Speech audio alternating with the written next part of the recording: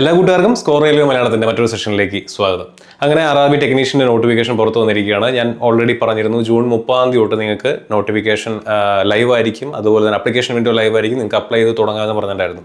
അപ്പോൾ നോട്ടിഫിക്കേഷന്റെ PDF-നകത്ത് കൊടുത്തിട്ടുള്ള പ്രധാനപ്പെട്ട ഭാഗങ്ങൾ നമുക്കൊന്ന് നോക്കാം. ഇന്നത്തെ വീഡിയോയിൽ നമ്മൾ പ്രധാനമായിട്ടും ഡിസ്കസ് ചെയ്യാനായിട്ട് പോകുന്നതാണ് ടെക്നീഷ്യൻസ് 2026 6557 പരം ഒഴിവുകളിലേക്കാണ് ഇത്തവണ നോട്ടിഫിക്കേഷൻ പുറത്തു വന്നിട്ടുള്ളത്. ഇന്നത്തെ ഈ പറയുന്ന വീഡിയോയ്ക്കകത്ത് നമ്മുടെ പ്രധാന ചർച്ചാ വിഷയങ്ങൾ എന്ന് പറഞ്ഞാൽ എന്തൊക്കെയാണ്? ഒന്ന്, പ്രധാനപ്പെട്ട തീയതികൾ, നിങ്ങൾ ഓർത്തിരിക്കേണ്ട പ്രധാനപ്പെട്ട തീയതികൾ എന്തൊക്കെയാണെന്ന് നമ്മൾ നോക്കുന്നുണ്ടായിരിക്കും. 2, എക്സാമിൻ്റെ ഫീസ് എത്രയാണ്? 3, പരീക്ഷകൾ ഒറ്റ നോട്ടത്തിൽ ഏതൊക്കെ പരീക്ഷകളാണ് വിളിച്ചിരിക്കുന്നത്, അതിൻ്റെ പ്രത്യേകതകൾ എന്തൊക്കെയാണെന്നുള്ളത് നമ്മൾ ഒറ്റ നോട്ടത്തിൽ ഒന്ന് കവർ ചെയ്തെടുക്കുന്നുണ്ടായിരിക്കും. ഏതൊക്കെ ട്രേഡുകാർക്കാണ് അപ്ലൈ ചെയ്യാനായിട്ട് പറ്റുക എന്നുള്ളത് നമ്മൾ നോക്കുന്നുണ്ടായിരിക്കും. അതുപോലെ തന്നെ 10th ++2 plus physics and maths, ഫിസിക്സും മാത്സും പഠിച്ചിട്ടുള്ള +2 ഫിസിക്സും മാത്സും പഠിച്ചിട്ടുള്ള ഉദ്യോഗാർത്ഥികളുടെ സാധ്യത ഞാൻ ഓൾറെഡി അതുമായിട്ട് ബന്ധപ്പെട്ടൊരു വീഡിയോ ചെയ്തതാണ്. അപ്പോൾ ഈ നോട്ടിഫിക്കേഷനകത്ത് എത്ര ഒഴിവുകളാണ് പറഞ്ഞിരിക്കുന്നത്, എവിടെയാണ് ഒഴിവുകൾ ഉള്ളതെന്നുള്ളത് നമ്മൾ ഇതിനകത്ത് ഡിസ്കസ് ചെയ്യുന്നുണ്ടായിരിക്കും.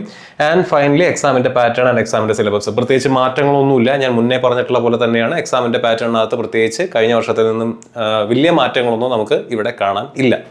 അപ്പോൾ നമുക്ക് ഏറ്റവും ഇമ്പോർട്ടൻ്റ് ആയിട്ടുള്ള ഡേറ്റ്സ് നമുക്കൊന്ന് നോക്കാം. അപ്ലിക്കേഷൻ വിൻഡോ സ്റ്റാർട്ട് ചെയ്യുന്നത് 30 ജൂൺ, അതായത് ഇന്ന് മുതൽ നിങ്ങൾക്ക് അപ്ലൈ ചെയ്ത് തുടങ്ങാവുന്നതാണ്.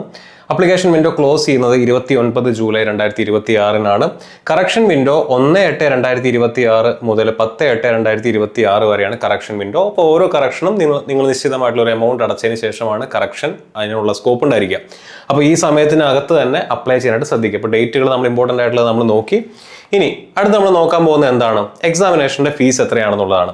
500 രൂപയാണ് ഫീസ് പ്രധാനമായിട്ടും വരുന്നത്. അതിൽ നിങ്ങൾ എക്സാം അറ്റൻഡ് ചെയ്യുന്ന സമയത്ത് നിങ്ങൾക്ക് 400 രൂപ തിരിച്ചു കിട്ടുന്നതായിരിക്കും. അപ്പോൾ 500 രൂപയാണ് എക്സാമിനേഷൻ്റെ ഫീസ് വരുന്നത്. അതിൽ എക്സാം നിങ്ങൾ അറ്റൻഡ് ചെയ്ത് കഴിഞ്ഞാൽ, computer based test first stage നിങ്ങൾ അറ്റൻഡ് ചെയ്ത് കഴിഞ്ഞാൽ നിങ്ങൾക്ക് 400 രൂപ തിരിച്ചു കിട്ടുന്നതായിരിക്കും. ഇതിൽ ഫീസിന് ഇളവുള്ള ആളുകളുണ്ട്. അത് ആരൊക്കെയാണ്? SC ST-കാര്, എക്സ് സർവീസ്മാൻ, ഫീമെയിൽ, ട്രാൻസ്ജെൻഡർ, ഈ കാറ്റഗറിയിലുള്ള ആളുകൾ, മൈനോറിറ്റീസ്, എക്കണോമിക്കലി ബാക്ക്വേർഡ് ക്ലാസ്, ഇത്രയും ആളുകൾക്ക് 250 രൂപ അടച്ചാൽ മതി. അവർ പരീക്ഷ അറ്റൻഡ് ചെയ്താൽ ഈ 250 രൂപയും അവർക്ക് തിരിച്ചു കിട്ടുന്നതായിരിക്കും. അപ്പോൾ ആ കാര്യം ഒന്ന് നോട്ട് ചെയ്ത് വെക്കുക. അപ്പോൾ നമ്മൾ എക്സാമിൻ്റെ ഏറ്റവും പ്രധാനപ്പെട്ട ഡേറ്റുകൾ നോക്കി, എക്സാമിൻ്റെ ഫീസ് നമ്മൾ മനസ്സിലാക്കി. ഇനി നമ്മൾ നോക്കാനായിട്ട് പോകുന്നത് എന്താണ്? എക്സാമുകളുടെ അല്ലെങ്കിൽ പോസ്റ്റിന്റെ ഒരു ഓവർവ്യൂ ആണ് നമ്മൾ നോക്കാനായിട്ട് പോകുന്നത്. ഈ സ്ലൈഡ് വളരെ ഇമ്പോർട്ടൻ്റ് ആണെന്ന് നോക്കി വെക്കുക. നമുക്ക് ടെക്നീഷ്യൻ ഗ്രേഡ് 1 എന്ന് പറയുന്ന ഒരു പോസ്റ്റിലേക്കും ടെക്നീഷ്യൻ ഗ്രേഡ് 3 എന്ന് പറയുന്ന ഒരു പോസ്റ്റിലേക്കുമായിട്ടാണ് എക്സാം വിളിച്ചിരിക്കുന്നത്. 2 പോസ്റ്റിലേക്കാണ് എക്സാം വിളിച്ചിരിക്കുന്നത്. അതിലെ ടെക്നീഷ്യൻ ഗ്രേഡ് 1 എന്ന് പറയുന്നത് ലെവൽ 5 പോസ്റ്റ് ആണ്. അപ്പോൾ അതിൻ്റെ ക്വാളിഫിക്കേഷനും അതിൻ്റെ പ്രൊമോഷൻ സാധ്യതകളും അതിൻ്റെ ജോലിയുടെ ഉത്തരവാദിത്വം എല്ലാം കൂടുതലാണ്. ടെക്നീഷ്യൻ ഗ്രേഡ് 3 എന്ന് പറയുന്നത് ലെവൽ 2 പോസ്റ്റ് ആണ്. നമ്മുടെ assistant loco pilot exam level 2 post ആണ്. അപ്പോൾ അതിൻ്റെ തതുല്യമായിട്ടുള്ള ഒരു വെയിറ്റേജ് ഉള്ള ഒരു പോസ്റ്റ് തന്നെയാണ് ടെക്നീഷ്യൻ ഗ്രേഡ് 3 എന്ന് പറയുന്നത്. ഇനി ഇതിന്റെ പേ മെട്രിക്സ് നോക്കുകയാണെങ്കിൽ 7th പേ കമ്മീഷൻ പ്രകാരം 29,200 രൂപയാണ് ടെക്നീഷ്യൻ ഗ്രേഡ് 1ന്റെ ബേസിക് പേ എന്ന് പറയുന്നത്. 19,900 രൂപയാണ് ടെക്നീഷ്യൻ ഗ്രേഡ് 3യുടെ ബേസിക് പേ എന്ന് പറയുന്നത്. ഇപ്പോൾ ഏകദേശം ഒരു 50,000 മുതൽ 60,000 രൂപ വരെ ഗ്രേഡ് 1നും ഏകദേശം ഒരു 35,000 മുതൽ 40,000 രൂപ വരെ ടെക്നീഷ്യൻ ഗ്രേഡ് 3ക്കും ഇനീഷ്യലി നമ്മുടെ ഡിയർനെസ് അലവൻസും HR TA എല്ലാം കൂടെ കൂട്ടിക്കഴിഞ്ഞാൽ ഏകദേശം അത്രത്തോളം പൈസ നിങ്ങളുടെ കയ്യിൽ കിട്ടുന്ന 2 ജോലികളാണിത്. ഇനി ഇതിന്റെ വിദ്യാഭ്യാസ യോഗ്യത നമുക്ക് നോക്കാം. അപ്പോൾ ടെക്നീഷ്യൻ ഗ്രേഡ് 1 എന്ന് പറഞ്ഞാൽ പൊതുവിൽ സയൻസ് ബാക്ക്ഗ്രൗണ്ടോ ടെക്നിക്കൽ ക്വാളിഫിക്കേഷനോ ഉള്ള ആളുകൾക്കോ അപ്ലൈ ചെയ്യാൻ പറ്റുന്ന ഒരു പോസ്റ്റാണ് ടെക്നീഷ്യൻ ഗ്രേഡ് 1 എന്ന് പറഞ്ഞു കഴിഞ്ഞാൽ. സയൻസ് എന്ന് പറയുമ്പോൾ physics, electronics, computer science, information technology, instrumentation, ഈ 5 ട്രേഡുകളിൽ BScയോ, ഈ 5 ട്രേഡുകളിൽ ഡിപ്ലോമയോ, ഈ 5 ട്രേഡുകളിൽ BTechോ ഉണ്ടെങ്കിൽ നിങ്ങൾക്ക് അപ്ലൈ ചെയ്യാം. അല്ലെങ്കിൽ ഇതിന്റെ കോമ്പിനേഷൻ, അപ്പോൾ ഇലക്ട്രോണിക്സ് ആൻഡ് കമ്മ്യൂണിക്കേഷൻ ഉള്ള ആളുകൾക്ക് അപ്ലൈ ചെയ്യാനായിട്ട് പറ്റും. അപ്പോൾ BTech ഇൻ ഇലക്ട്രോണിക്സ് അപ്ലൈ ചെയ്യാം, BTech ഇൻ ഇലക്ട്രിക്കൽ അപ്ലൈ ചെയ്യാനായിട്ട് പറ്റും, BTech in computer science apply ചെയ്യാം, BTech in information technology, instrumentation apply ചെയ്യാനായിട്ട് പറ്റും. അപ്പോൾ അതും ശ്രദ്ധിക്കുക. അപ്പോൾ നോട്ടിഫിക്കേഷൻ അത് വ്യക്തമായിട്ട് പറഞ്ഞിട്ടുണ്ട്, ഈ പറയുന്ന 5 ട്രേഡുകളിൽ BScയോ ഡിപ്ലോമയോ ഡിഗ്രിയോ ഉള്ള ആളുകൾക്ക് അപ്ലൈ ചെയ്യാം. അതിന് പുറമെ ഈ പറയുന്ന 5 ട്രേഡുകളുടെ കോമ്പിനേഷനിൽ BScയോ ഡിപ്ലോമയോ ഡിഗ്രിയോ ഉള്ള ആളുകൾക്ക് അപ്ലൈ ചെയ്യാം. അപ്പോൾ സ്വാഭാവികമായിട്ടും ഇലക്ട്രോണിക്സ് ആൻഡ് കമ്മ്യൂണിക്കേഷൻകാർക്കും, ഇലക്ട്രിക്കൽ ആൻഡ് ഇലക്ട്രോണിക്സുകാർക്കും, കമ്പ്യൂട്ടർ സയൻസുകാർക്കും, IT-കാർക്കും, ഇൻസ്ട്രുമെന്റേഷൻകാർക്കും ഒക്കെ എന്ത് ചെയ്യാൻ പറ്റും? അപ്ലൈ ചെയ്യാനായിട്ട് പറ്റും. ഇനി ടെക്നീഷ്യൻ ഗ്രേഡ് 3യുടെ ക്വാളിഫിക്കേഷൻ വരുന്നത് എന്താണ്? 10ാം ക്ലാസ് നിർബന്ധമായിട്ട്, മെട്രിക്കുലേഷൻ നിർബന്ധമാണ്, 10th നിർബന്ധമാണ്, ITI നിർബന്ധമാണ്, NCVT SCVT സർട്ടിഫിക്കേഷൻ നിർബന്ധമാണ്. അപ്പോൾ 10ാം ക്ലാസ് നിർബന്ധമായിട്ടും പാസ്സായിരിക്കണം. അതിനുശേഷം ITI ഉണ്ടായിരിക്കണം. ITI സർട്ടിഫിക്കേഷൻ ഏതാണ്? NCVT SCVT സർട്ടിഫിക്കേഷൻ ആണ്. അപ്പോൾ പല കുട്ടികളും നമ്മുടെ അടുത്ത് ചോദിക്കാറുണ്ട് KGC സർട്ടിഫിക്കറ്റ് ആണ്, മറ്റ് അങ്ങനെ ഒരുപാട് സർട്ടിഫിക്കേഷൻസിന്റെ പേര് പറഞ്ഞിട്ട് നമ്മുടെ അടുത്ത് ചോദിക്കാറുണ്ട്. പക്ഷേ നിങ്ങൾ മനസ്സിലാക്കേണ്ട കാര്യം, അസിസ്റ്റന്റ് ലോക്കോ പൈലറ്റ് എക്സാം, അതുപോലെ തന്നെ നമ്മുടെ ടെക്നീഷ്യൻ ഗ്രേഡ് 3 എക്സാം, അങ്ങനെ RRB കണ്ടക്ട് ചെയ്യുന്ന ITI ഉദ്യോഗാർത്ഥികൾക്ക് എഴുതാൻ പറ്റുന്ന 2 പരീക്ഷകൾക്കും ITI സർട്ടിഫിക്കേഷനിൽ NCVT SCVT നിർബന്ധമാണെന്ന് അവർ പറഞ്ഞിട്ടുണ്ട്. നിങ്ങൾ KGC സർട്ടിഫിക്കറ്റോ മറ്റെന്തെങ്കിലും സർട്ടിഫിക്കറ്റ് കൊണ്ടുവരികയാണെന്നുണ്ടെങ്കിൽ നിങ്ങളുടെ കൈവശം ഈക്വലൻസി സർട്ടിഫിക്കറ്റ് ഡോക്യുമെന്റ് വെരിഫിക്കേഷന്റെ സമയത്ത് നിങ്ങൾ ഹാജരാക്കേണ്ടി വരും. ആൻഡ് അവിടെയും ഈക്വലൻസി സർട്ടിഫിക്കറ്റ് റെയിൽവേ ബോർഡ് പരിഗണിക്കുകയാണെങ്കിൽ, അല്ലെങ്കിൽ അത് അവരുടെ ഡിസ്ക്രിപ്ഷനാണ്, അവർ അത് അംഗീകരിക്കുകയാണെങ്കിൽ മാത്രമേ നിങ്ങൾക്ക് അവിടെ ജോലി ലഭ്യമായിരിക്കുള്ളൂ. അപ്പോൾ NCVT SCVT സർട്ടിഫിക്കേഷൻ ഉള്ള ആളുകൾക്കാണെന്നുണ്ടെങ്കിൽ, ITI ഉണ്ടെങ്കിൽ നിങ്ങൾക്ക് അപ്ലൈ ചെയ്യാനായിട്ട് പറ്റും. 10ാം ക്ലാസ് നിർബന്ധമാണ്. അപ്പോൾ ഇതാണ് വിദ്യാഭ്യാസ യോഗ്യത എന്ന് പറയുന്നത്. അടുത്ത ഏജ്. ഒരുപാട് കുട്ടികൾ നമ്മുടെ അടുത്ത് ചോദിക്കുന്ന കാര്യമാണ് ഏജ്. ടെക്നീഷ്യൻ ഗ്രേഡ് 1 കുറച്ചുകൂടെ പ്രായപരിധി കൂടുതലാണ്. 18-33 വരുന്നത്. ആർക്ക്? അൺറിസർവ്ഡ് EWSകാർക്ക്. 36 OBC NCLകാർക്ക്. 38 SC STകാർക്ക്. ഇപ്പുറത്ത് ഗ്രേഡ് 3 എടുക്കുകയാണെങ്കിൽ 30, 33, 35 യഥാക്രമത്തിൽ ഗ്രേഡ് 3യുടെ ക്വാളിഫിക്കേഷൻ വരുന്നത്, ഏജ് വരുന്നത്. Medical standard technician grade 1 B1 medical standard ആണ് വരുന്നത്.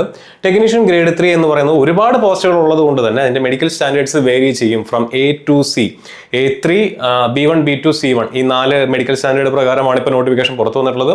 അപ്പോൾ A3 സ്റ്റാൻഡേർഡ് ഉള്ള പോസ്റ്റുകളുണ്ട്, B2 ഉള്ളതുണ്ട്, B1 ഉള്ളതുണ്ട്, C1 ഉള്ളതുണ്ട്. അപ്പോൾ A to C വരെയുള്ള സ്റ്റാൻഡേർഡ്സിലാണ് അത് വേരി ചെയ്യുന്നത്. വേക്കൻസീസ് 323 ഗ്രേഡ് 1, 6234 ഗ്രേഡ് 3ക്ക്. എഗെയിൻ നിങ്ങൾ മനസ്സിലാക്കേണ്ട കാര്യം, ഈ എല്ലാ വേക്കൻസിയും നിങ്ങൾക്ക് ഒറ്റയടിക്ക് കിട്ടില്ല.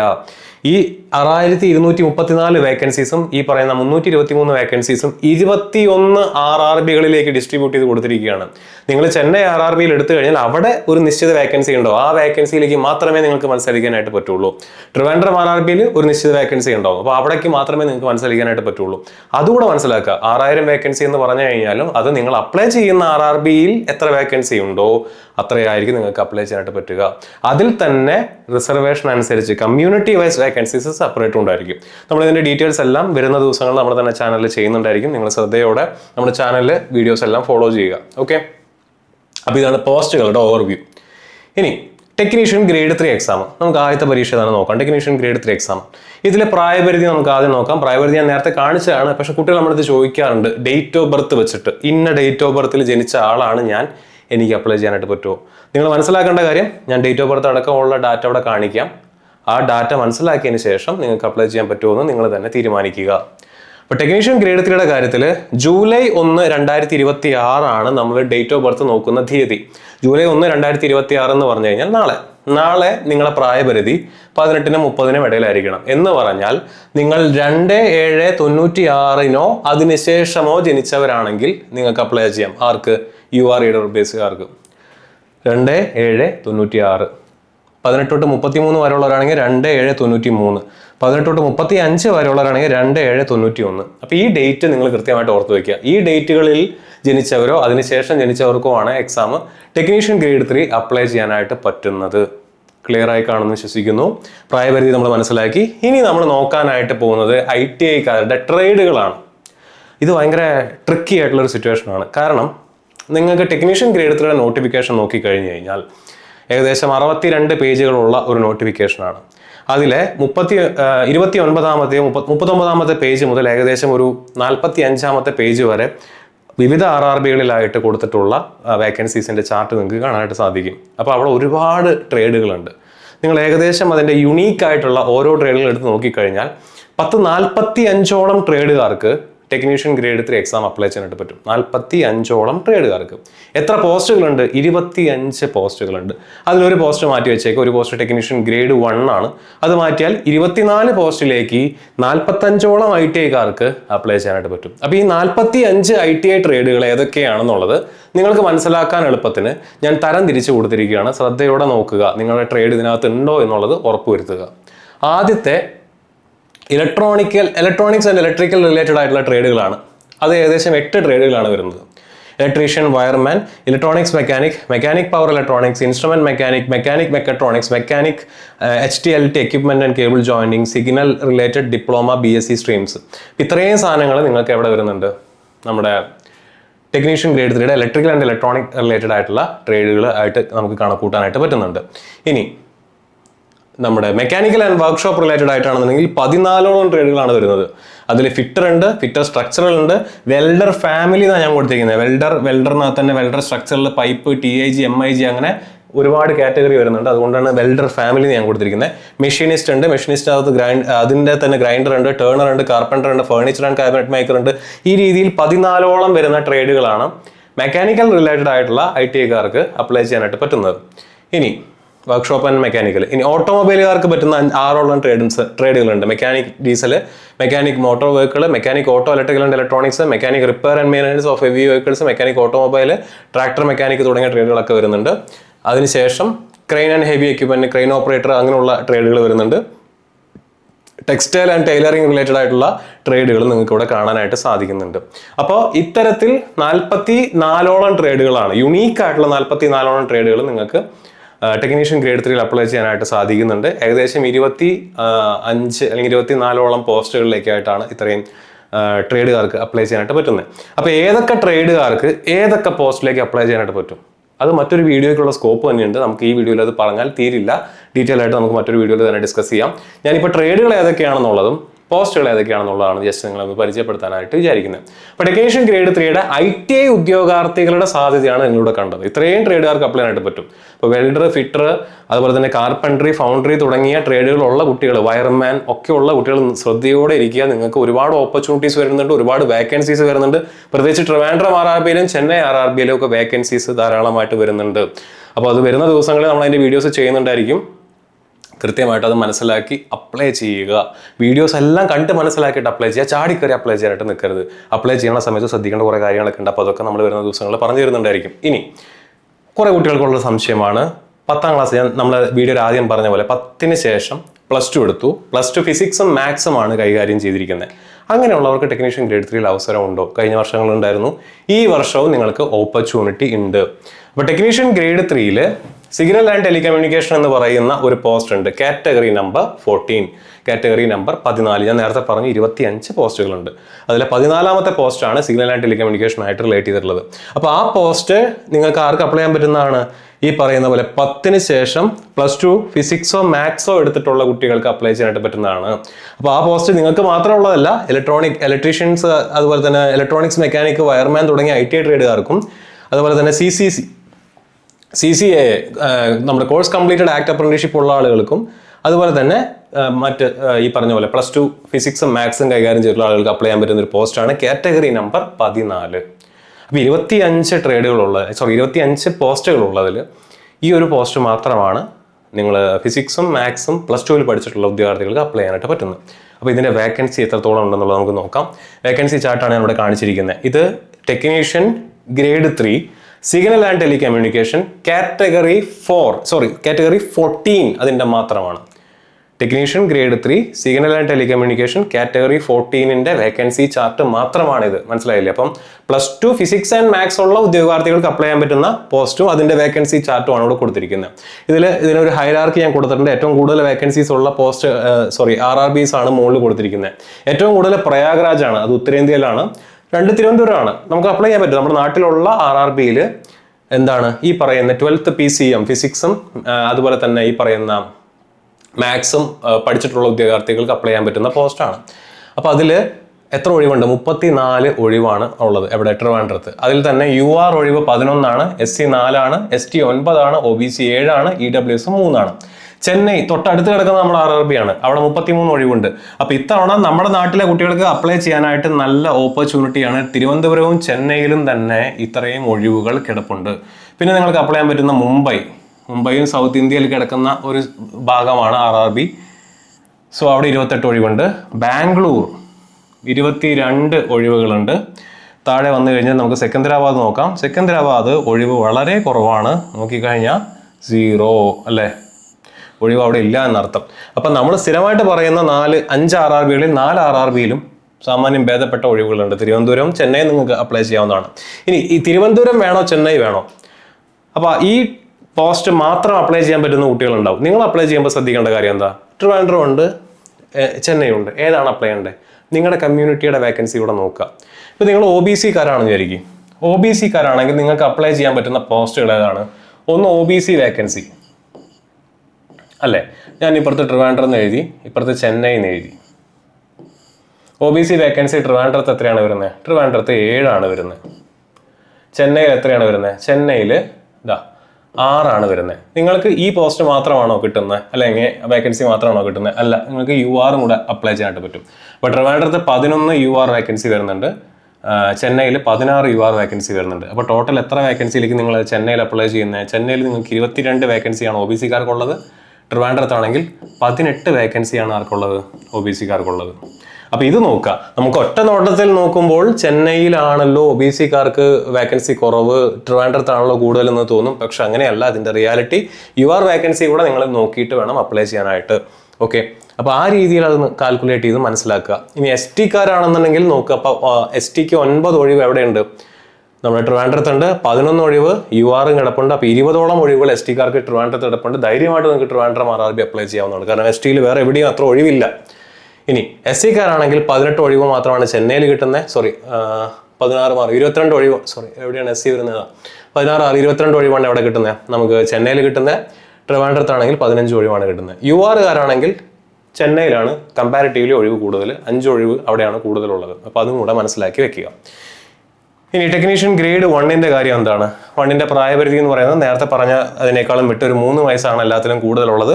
ഈ ഒരു ഡേറ്റ് ഓഫ് ബർത്തിന് ശേഷം, അല്ലെങ്കിൽ ആ ഡേറ്റിലോ അതിന് ശേഷമോ ജനിച്ചിട്ടുള്ള ആളുകൾക്കാണെങ്കിൽ നിങ്ങൾക്ക് ടെക്നീഷ്യൻ ഗ്രേഡ് 1 എക്സാം അപ്ലൈ ചെയ്യാനായിട്ട് പറ്റും.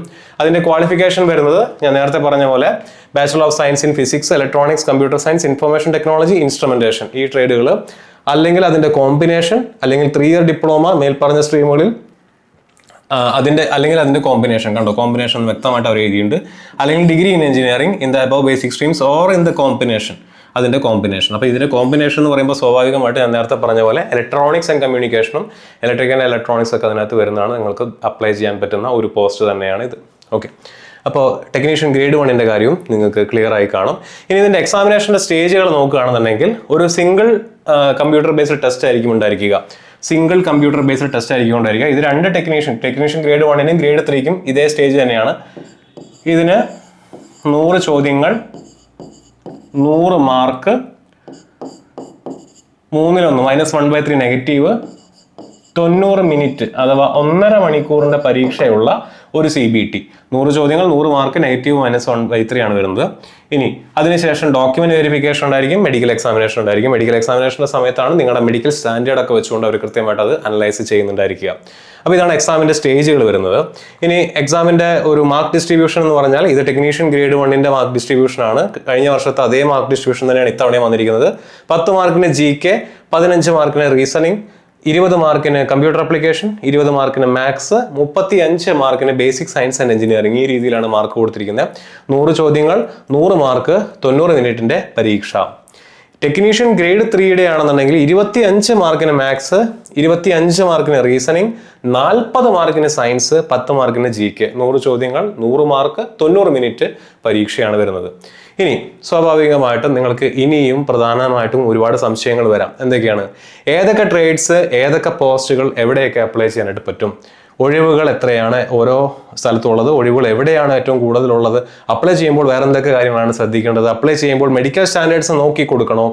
എന്തൊക്കെ ഡോക്യുമെന്റ്സ് ആണ് അപ്ലൈ ചെയ്യേണ്ട സമയത്ത് നിങ്ങളുടെ കൈവശം വേണ്ടത്? ഇങ്ങനെ ഒട്ടനവധി സംശയങ്ങൾ ഇനിയും വരും. കാരണം 62 പേജുള്ള നോട്ടിഫിക്കേഷനാണ്.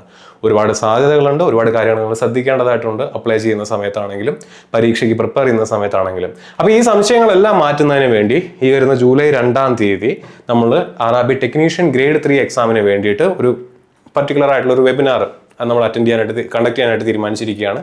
അപ്പോൾ ടെക്നീഷ്യൻ ഗ്രേഡ് 3 വെബിനാറിന് നിങ്ങൾക്ക് അത് ഫ്രീ വെബിനാറാണ്.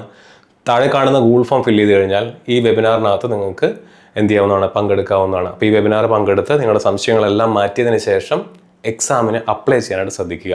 ചാടിക്കറി അപ്ലൈ ചെയ്യാനായിട്ട് നിൽക്കരുത്. ഞാൻ നേരത്തെ പറഞ്ഞ പോലെയുള്ള ഒരുപാട് കാര്യങ്ങൾ ശ്രദ്ധിക്കേണ്ടതായിട്ടുണ്ട്. നിങ്ങൾ വേക്കൻസി നോക്കുമ്പോഴാണെങ്കിലും അതുപോലെ തന്നെ പോസ്റ്റിന് പ്രിഫറൻസ് കൊടുക്കുമ്പോഴാണെങ്കിലും ഇതെല്ലാം കൃത്യമായിട്ട് മെഡിക്കൽ സ്റ്റാൻഡേർഡ് അടക്കമുള്ള കാര്യങ്ങൾ കൃത്യമായിട്ട് മനസ്സിലാക്കിയിട്ട് വേണം എക്സാമിന് അപ്ലൈ ചെയ്യാനായിട്ട്.